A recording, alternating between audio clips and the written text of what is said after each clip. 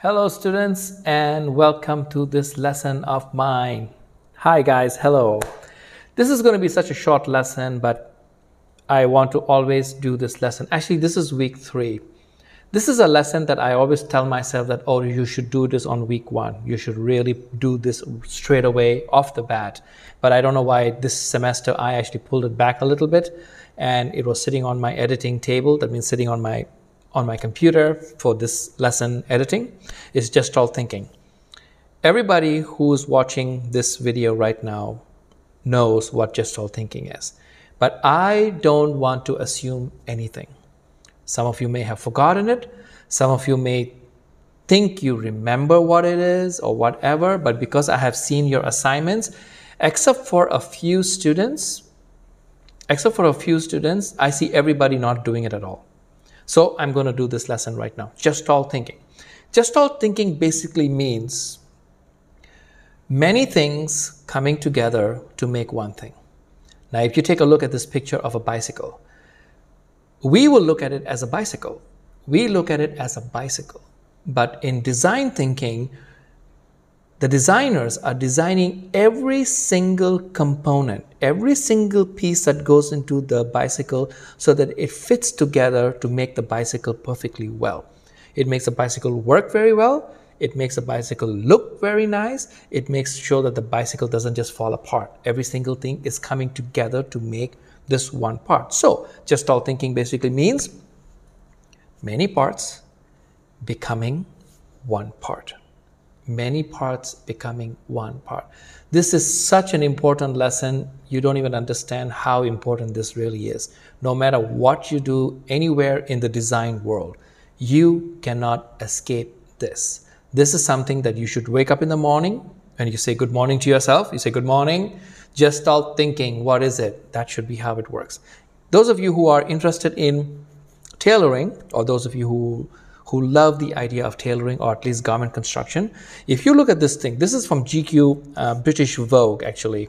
I'm sorry, British GQ, not Vogue, British GQ magazine, where they actually laid out all the parts that makes up a jacket. And they laid it up, including, if you see properly, it also has the sleeves, it also has the buttons. I don't see the thread anywhere over here though. Because that's what was missing, was the role of the thread. But I'm sure it may be they forgot. But that part is also, like the thread that goes into the stitching of the jacket is also part of this picture, okay? Now, if you look at it, you can see every component that makes a jacket is actually laid out on that picture right there. Now, there is a designer who I admire. Sadly, he passed away. And is considered a genius of this, of understanding the idea of Gestalt thinking. Now, there are many designers who actually claim to do it, and they do it very well, but this guy is a little bit different. And his name is Alexander McQueen. His name is Alexander McQueen. It's a very sad loss to the fashion story. It's a very sad loss to the fashion history that we lost Alexander McQueen. A lot of people don't know that Alexander McQueen actually started out as a tailor. He was a designer, yes, but his training was in tailoring, making jackets.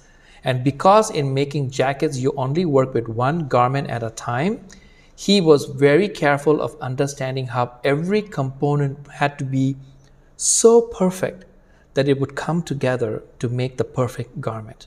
He understood that very, very well.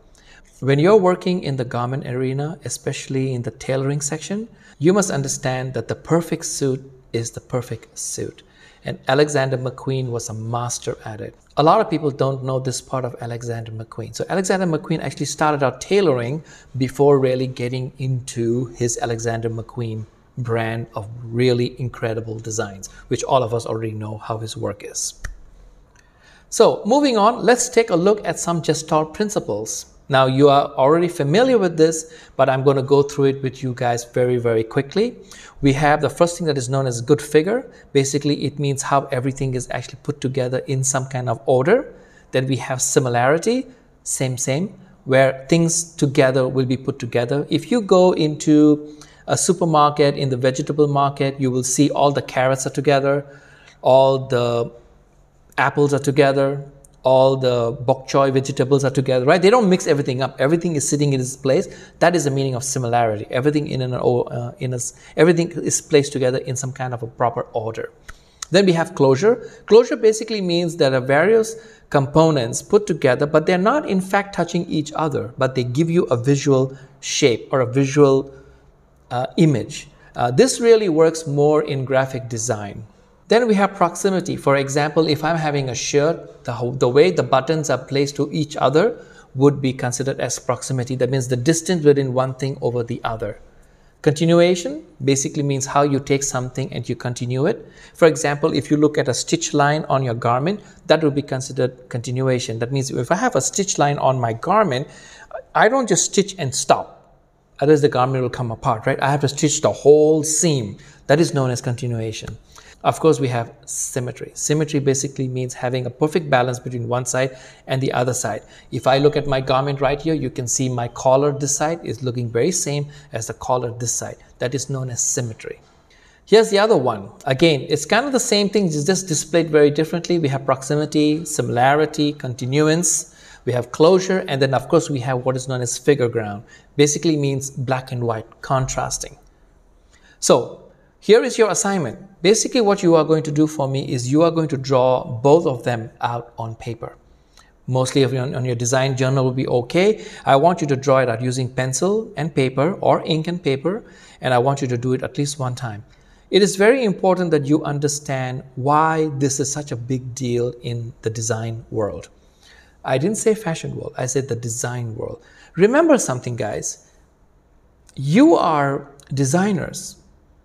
You are designers. You just happen to be making clothes. That's it. Remember, you are designers. You just happen to be making clothes. You could be making sandwiches. You could be designing homes. You could be designing furniture. You could be designing interiors, exteriors. You could be designing landscape. You could be designing cities. That is just incidental. To be a designer, it means you can design anything you want to design by using simple rules like this. We just happen to be designers of garments. That's it. That's the only difference. So I don't want you to think fashion design is very different from product design. That is not true. You are still under the design umbrella.